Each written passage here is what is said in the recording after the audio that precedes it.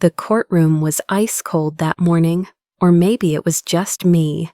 I sat rigid in the wooden chair, hands folded in my lap, trying not to shake.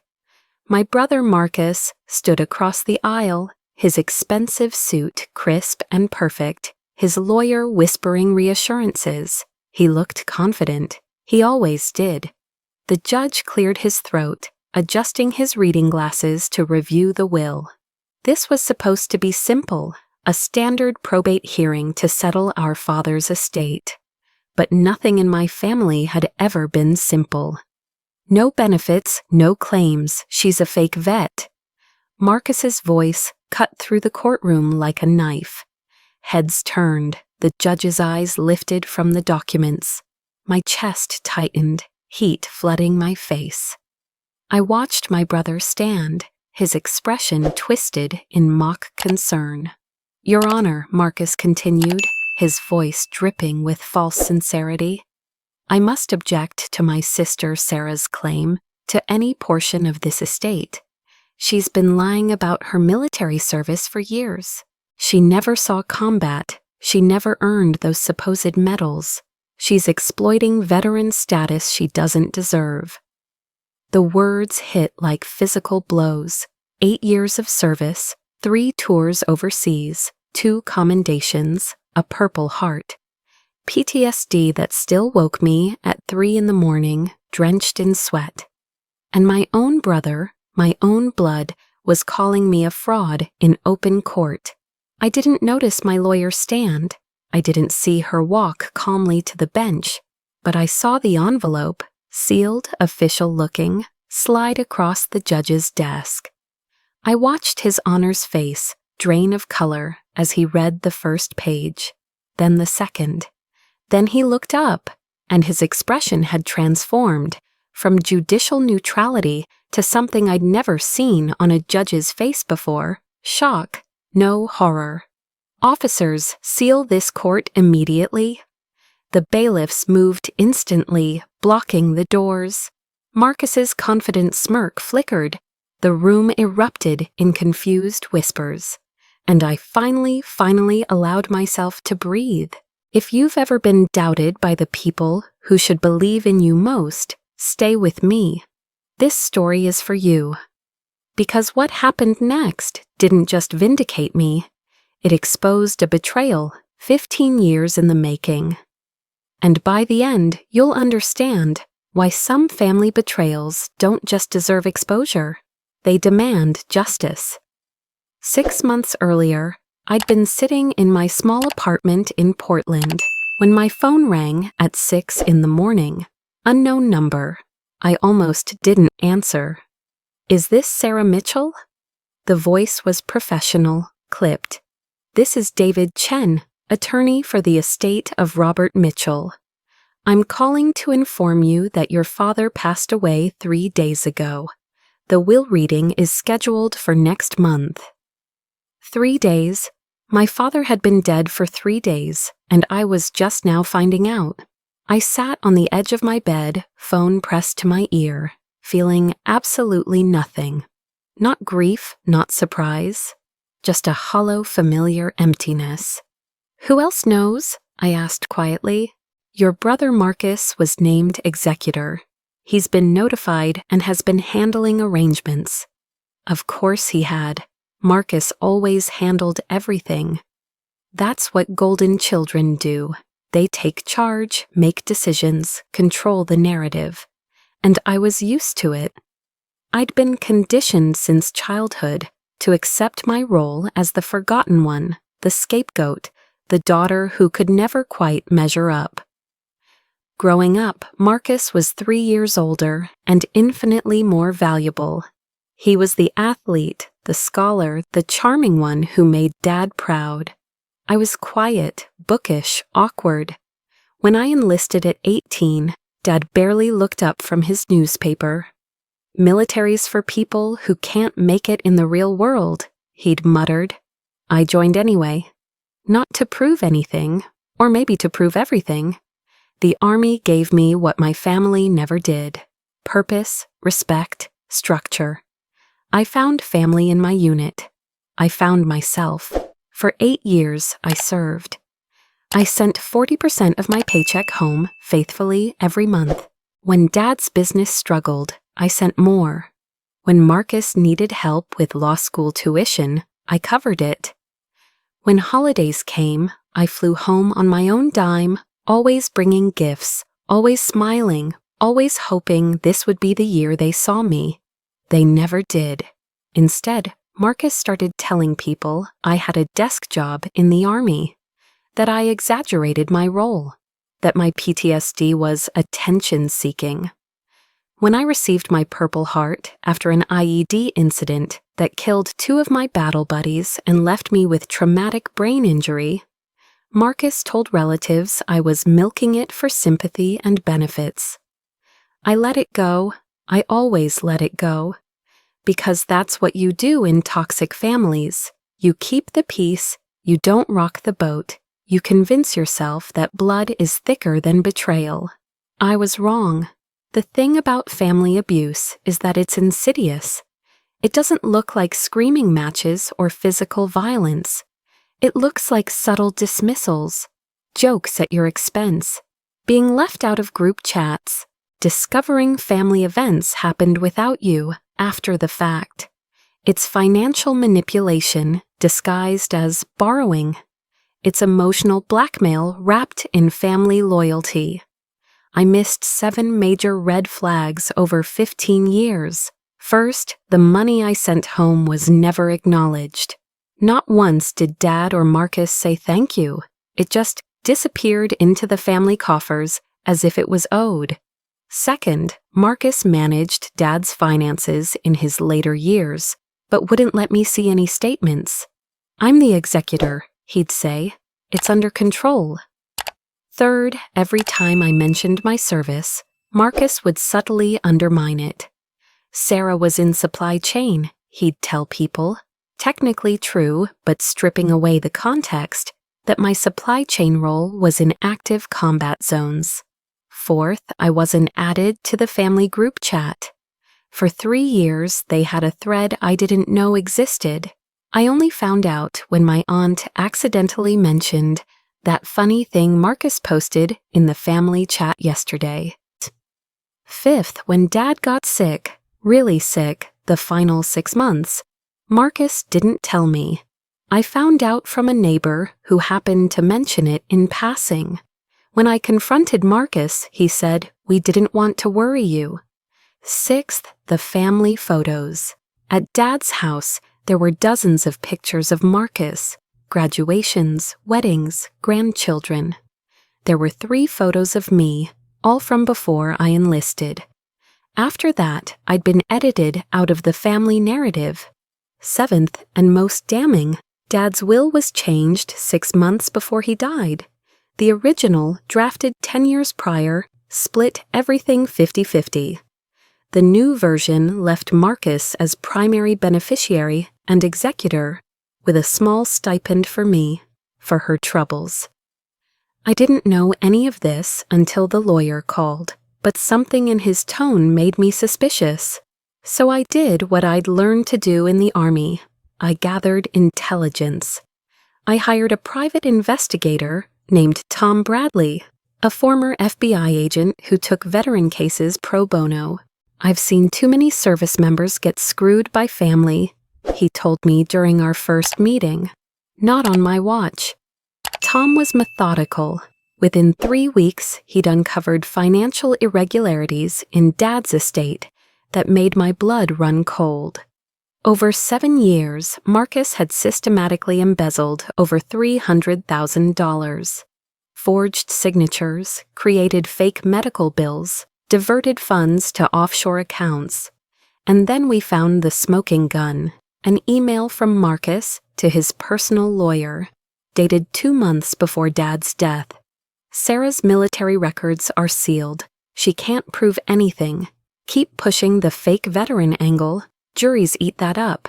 If we can discredit her service, we can contest any claim she makes to the estate." I read that email 3 times, sitting in Tom's office, my hands shaking so badly I nearly dropped the printed copy. My brother, my own brother, was planning to publicly destroy my military reputation to steal my inheritance. That's when something shifted inside me. The scared little girl who'd spent 35 years trying to earn her family's love died in that moment. In her place rose someone new, a strategist. I spent the next 4 months building an airtight case. I requested my sealed military records from the Pentagon, all of them.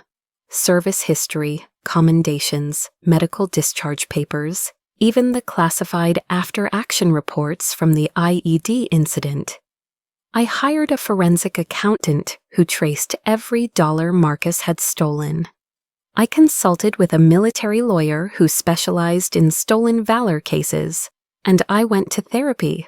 Dr. Lisa Chen became more than my therapist. She became my anchor. Twice a week, I sat in her office and unpacked 15 years of manipulation, gaslighting, and abuse.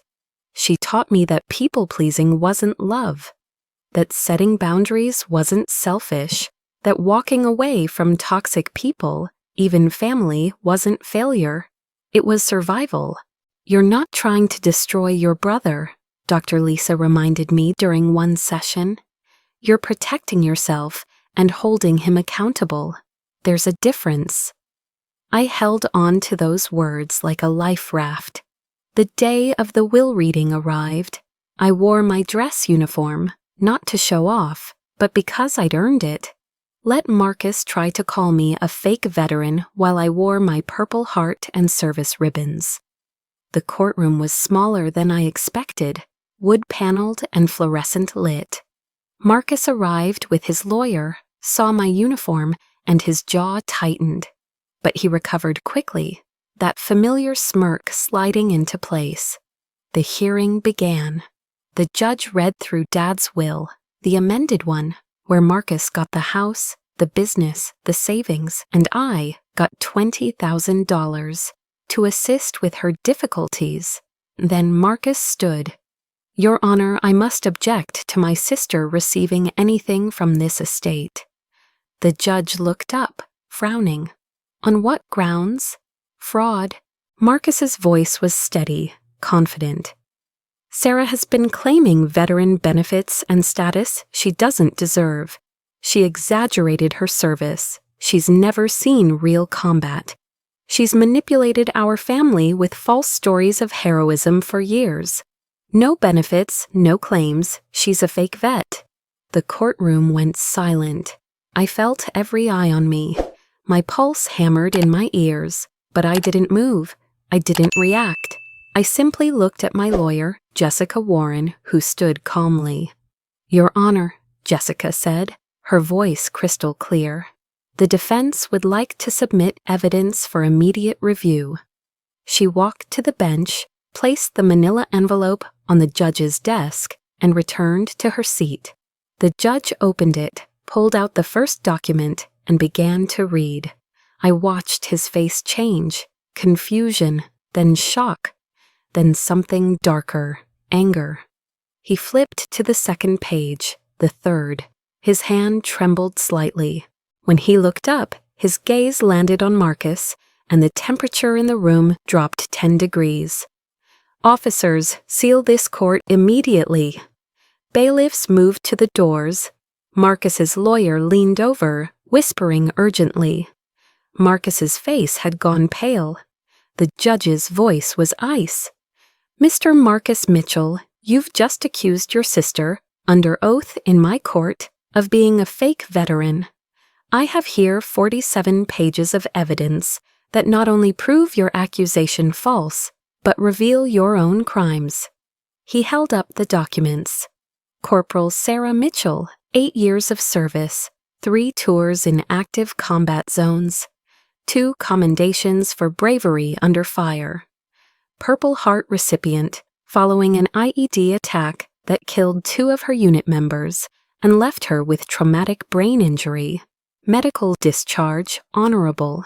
Every record sealed at Pentagon level for her protection. The judge's eyes were burning. And you, Mr. Mitchell, have been systematically embezzling from your father's estate for 7 years. $340,000 stolen. Documents forged, signatures faked, and perhaps most egregiously, you attempted to orchestrate a stolen Valor case against a decorated combat veteran, your own sister. Marcus tried to stand. Your Honor, that's... Sit down, Marcus sat. I'm not finished. The judge pulled out another document. I also have an email from you to your attorney explicitly stating your plan to discredit your sister's military service to steal her inheritance. That's conspiracy to commit fraud, perjury, and violation of the Stolen Valor Act. He looked at the bailiffs. Officers, please read Mr. Marcus Mitchell his rights. He's under arrest. The courtroom exploded. Marcus's lawyer was shouting objections. Marcus himself was on his feet, face red, pointing at me. She planned this. She's manipulating you. But the bailiffs were already moving. Handcuffs clicked. Miranda rights echoed through the chamber, and I sat perfectly still, watching 15 years of lies unravel in real time. Marcus was led out, shouting. His lawyer scrambled to follow. The judge called a recess, and finally Jessica turned to me, a slight smile on her face. How do you feel? I didn't feel triumphant. I didn't feel vindicated. I felt hollow. Because the brother I'd loved, the family I'd sacrificed for, had never existed. They'd been a fantasy I'd clung to because accepting the truth was too painful. Until now. Outside the courtroom, my phone buzzed with texts. My aunt. Sarah, I had no idea. I'm so sorry. Cousins I hadn't heard from in years. We always knew something was off about Marcus. Even some of Dad's old friends. Your father would be ashamed of what Marcus did. But the text that mattered most came from Tom, my investigator. You did it. You stood up for yourself. Proud of you, soldier. Over the next week, the consequences multiplied. Marcus's law firm fired him within hours of his arrest. His bail was denied. The judge cited flight risk given the offshore accounts. The state bar opened disbarment proceedings. The IRS launched an audit for tax evasion. Local news picked up the story. Attorney arrested for embezzlement. Stolen Valor accusation against veteran sister. Within 24 hours, it had gone viral. 2.3 million views. Comments flooded in. This is the justice we need to see more of. Respect to that veteran for fighting back. Family betrayal is the worst kind. Veterans advocacy groups shared the story as a cautionary tale. My former unit commander called, Mitchell, we've got your 6. Always have, always will. And Marcus? He sat in county jail, his pristine reputation in ashes, facing 5 to 10 years for fraud alone, with additional charges pending. But here's what surprised me. I didn't feel joy watching him fall. I felt grief, because the brother I'd imagined, the one who might someday see me, value me, love me, was dead. He'd never existed at all. 3 months after the trial, I made the hardest decision of my life. I went no contact with my entire immediate family. Not just Marcus, but anyone who'd enabled him, believed his lies, or stayed silent while he destroyed me. Dr. Lisa helped me craft the boundaries, legal, restraining order against Marcus. All estate communication through lawyers only. Digital, blocked phone numbers, emails, social media. Changed my contact information entirely. Physical, moved from Portland to Denver. New apartment, no forwarding address to family. Emotional, therapy twice a week. EMDR for trauma processing. Support group for adult children of narcissistic families. The first month was brutal. I grieved the family I'd never have. I second-guessed everything, but slowly something remarkable happened. I started sleeping through the night. My panic attacks decreased from daily to occasional. I rediscovered hobbies I'd abandoned: painting, hiking, reading for pleasure. I made new friends in Denver, people who didn't know my history, who liked me for who I was now. I met Emma at a veterans support group. She'd gone no contact with her own toxic family 3 years prior. "It gets easier," she told me over coffee one afternoon. "The guilt fades, the freedom grows." She was right. 6 months post-trial, I got promoted at my job, Director of Veteran Services at a nonprofit. $85,000 a year, full benefits, meaningful work. I started a blog called The Forgotten Veteran, sharing my story and connecting with other service members facing family fraud. Within 6 months, I had 50,000 followers. I was invited to give a TEDx talk. Boundary setting isn't selfish, it's survival. Standing on that stage, telling my story to a live audience, I realized something profound. Marcus hadn't destroyed me, he'd freed me.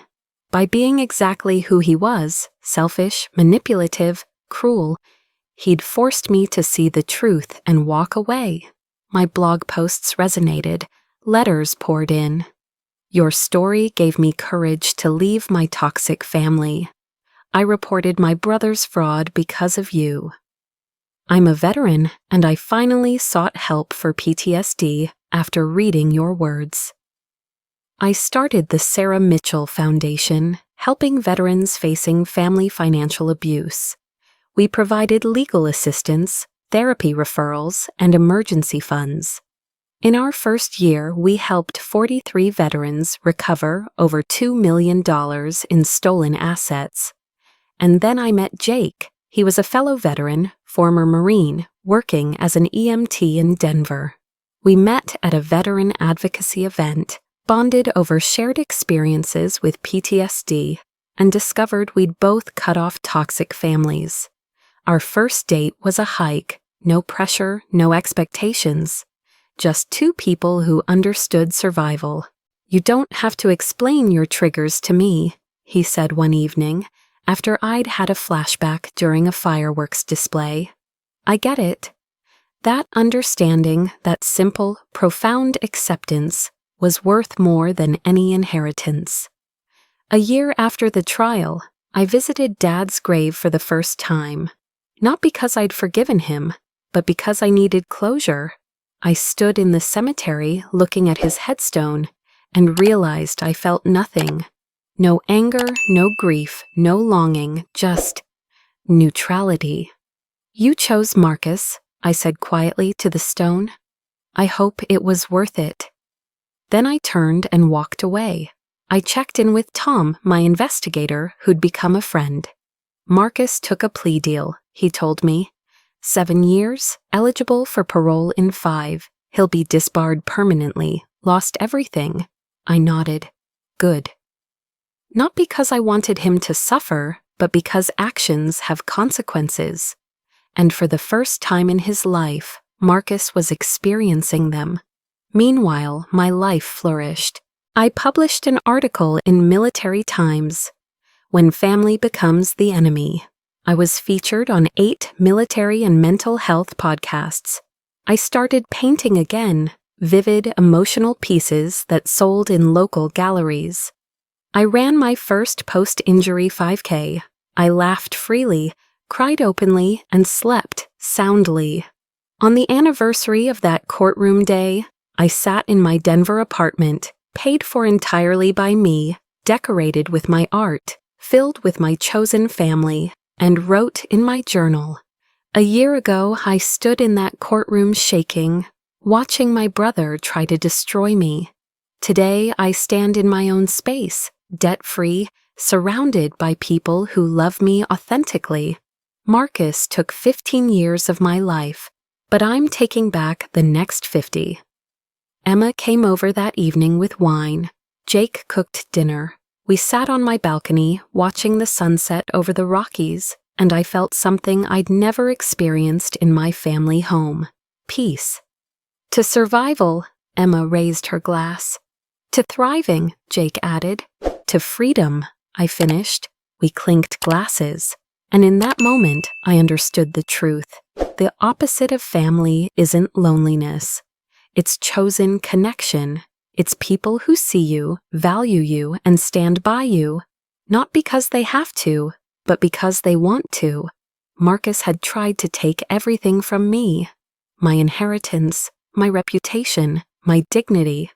Instead, he'd given me the greatest gift imaginable: the courage to walk away from people who would never love me, and toward people who already did. That courtroom moment when the judge ordered the doors sealed and Marcus's world imploded wasn't revenge. It was accountability. It was truth. It was justice. And my new life. That wasn't recovery from his betrayal. It was liberation from a prison I'd been in my whole life, mistaking chains for family bonds. If you're reading this and you're in a toxic family situation, hear me. You deserve boundaries. You deserve peace. You deserve a life where you're not the scapegoat, the forgotten one, the convenient emotional punching bag. Leaving isn't cruel. Staying when they're destroying you, that's the real tragedy. I didn't destroy Marcus. I protected myself. There's a difference. And now I'm free. Genuinely, completely, beautifully free. The life I'm building isn't perfect, but it's mine. And that's everything.